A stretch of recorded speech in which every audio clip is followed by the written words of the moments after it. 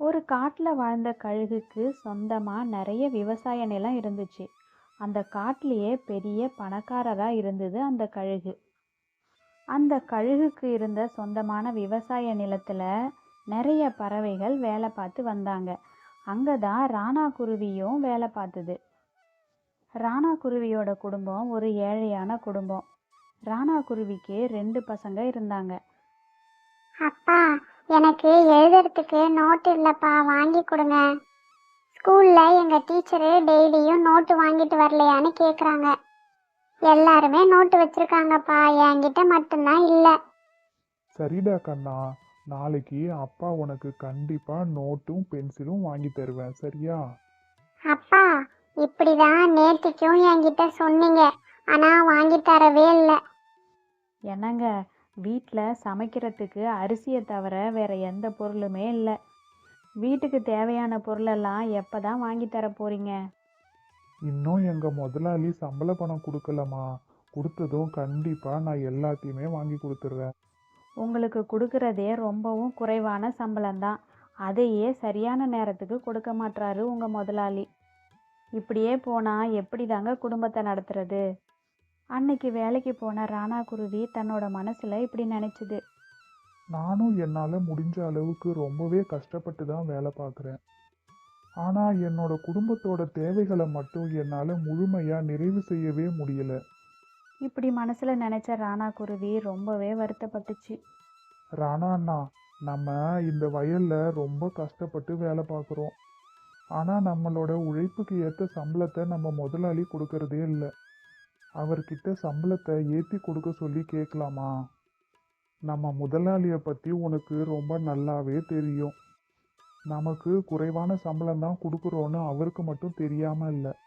ஆனாலும் சம்பளத்தை ஏத்தி கொடுக்கணும்னு அவரு நினைக்கவே மாட்டேங்கிறாரு. இப்ப நம்ம போய் சம்பளத்தை ஏத்தி கொடுக்க சொல்லி கேட்டு அதனால அவரு கோவப்பட்டு நம்மள வேலையை விட்டு போங்கன்னு சொல்லிட்டா என்ன பண்றது? இந்த வேலையும் விட்டுட்டு இப்ப இருக்கிற நிலைமையில வேற என்ன பண்றது? ஒரு நாள் ராணா குருவி மண்வெட்டி வச்சு வயல்ல மண்ணை தோண்டிட்டு இருந்தது. அன்னைக்குன்னு பார்த்து வேற யாருமே வேலைக்கு வரல. ராணா குருவி மட்டும்தான் வயல்ல வேலை பார்த்துட்டு இருந்துச்சு. இப்படி மண்ணை தோண்டிட்டு இருக்கும்போது திடீர்னு வித்தியாசமான ஏதோ ஒரு சத்தம் கேட்டுச்சு. அது என்னவா இருக்கும்னு வெளியில எடுத்து பார்த்துச்சு ராணா குருவி. அது ஏதோ ஒரு பழைய இரும்பு பெட்டி மாதிரி தெரிஞ்சுது. உடனே அதை திறந்து பார்த்தது ராணா குருவி. அந்த பெட்டிக்குள்ள நிறைய தங்க காசு இருந்துச்சு. அதை பார்த்த ராணா குருவி சந்தோஷத்துல துள்ளி குதிச்சுது. கடவுளே, என்ன இது அதிசயம்! இந்த பெட்டி நிறைய வெறும் தங்க காசுகளா இருக்கு. இனிமே என்னோட கஷ்டம் எல்லாம் தீரப்போகுது. இந்த பெட்டியில இருக்கிற தங்க காசுகளை வச்சு என்னோட குடும்பத்தோட தேவைகளை எல்லாம் நிறைவேற்ற போறேன். என்னோட வாழ்க்கையே இனிமே மாறப்போகுது. இப்படி நினைச்ச ராணா குருவிக்கு திடீர்னு அவங்க அம்மா சொன்ன வார்த்தைகள் நினைவுக்கு வந்துச்சு. ராணா, நீ வாழ்க்கையில எந்த நிலைமையில இருந்தாலும் சரி, அடுத்தவங்க பொருளுக்கு என்னைக்குமே ஆசைப்படக்கூடாது. உண்மையை தான் பேசணும், நேர்மையா இருக்கணும். அதுதான் உன்னை என்னைக்குமே காப்பாத்தும். என்னதான் இந்த தங்க பெட்டியை நான் கண்டுபிடிச்சிருந்தாலும் உண்மையிலேயே இந்த பெட்டி கிடைச்சது என்னோட முதலாளியோட வயல்ல தான். அதனால இதை அவர்கிட்ட கொடுக்கறது தான் சரியா இருக்கும். அப்படி நினைச்ச ராணா குருவி அந்த பெட்டியை தூக்கிக்கிட்டு முதலாளியோட வீட்டுக்கு பறந்து போச்சு. வா ராணா, என்ன இன்னைக்கு சீக்கிரமா வந்துட்ட? வயல்ல வேலையெல்லாம் முடிச்சிட்டியா? ஆமா, இது என்ன இது பெட்டி? முதலாளி, இந்த பெட்டியில என்ன இருக்குன்னு முதல்ல திறந்து பாருங்க. நீங்களே ரொம்ப ஆச்சரியப்படுவீங்க. பெட்டியில இருந்த தங்க காசுகளை பார்த்த கழுகுக்கு ஒரே ஆச்சரியம். ராணா, பெட்டி நிறையா இவ்வளோ தங்க காசுகள் இருக்கு. இது உனக்கு எங்க கிடைச்சது? வேற எங்க ஐயா?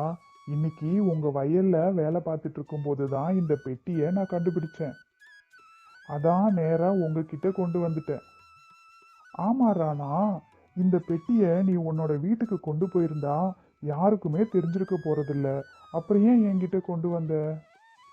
ஐயா, என்னதான் இந்த பெட்டியை நான் கண்டுபிடிச்சிருந்தாலும் இது உங்களோட வயல்ல இருந்து கிடைச்சது. அதனால தான் உங்களுக்கு கொடுக்க வந்தேன். நேர்மையா இருந்தா அது என்னைக்குமே நம்மளை காப்பாத்தும்னு எங்க அம்மா எனக்கு சொல்லி கொடுத்துருக்காங்க ஐயா. ராணா, இந்த பெட்டியில இருக்கிற தங்க காசுகள் ஒரு பொக்கிஷம்தான். ஆனா இந்த பொக்கிஷத்தை விட பெருசு உன்னோட நேர்மை. என்னை மன்னிச்சிடு ராணா. உங்களோட உழைப்புக்கேத்த ஊதியத்தை கொடுக்காம நான் தான் உங்களுக்கு துரோகம் பண்ணிட்டேன். ஆனா உன்னோட நேர்மையான குணத்தால நீ என் மனசையே மாத்திட்ட. இந்த பெட்டி என்கிட்ட இருக்கிறத விட உனக்கு கொடுக்கறது தான் சரியா இருக்கும். நீ ஏன் எடுத்துட்டு போ. சந்தோஷமா இரு ராணா. டியர் ஃப்ரெண்ட்ஸ், இந்த ஸ்டோரி உங்களுக்கு பிடிச்சிருந்ததுன்னா ப்ளீஸ் எல்லாரும் இந்த சேனலை லைக் பண்ணுங்கள், ஷேர் பண்ணுங்கள், சப்ஸ்கிரைப் பண்ணுங்கள். தேங்க்யூ ஸோ மச் ஃபார் வாட்சிங் ஃப்ரெண்ட்ஸ்.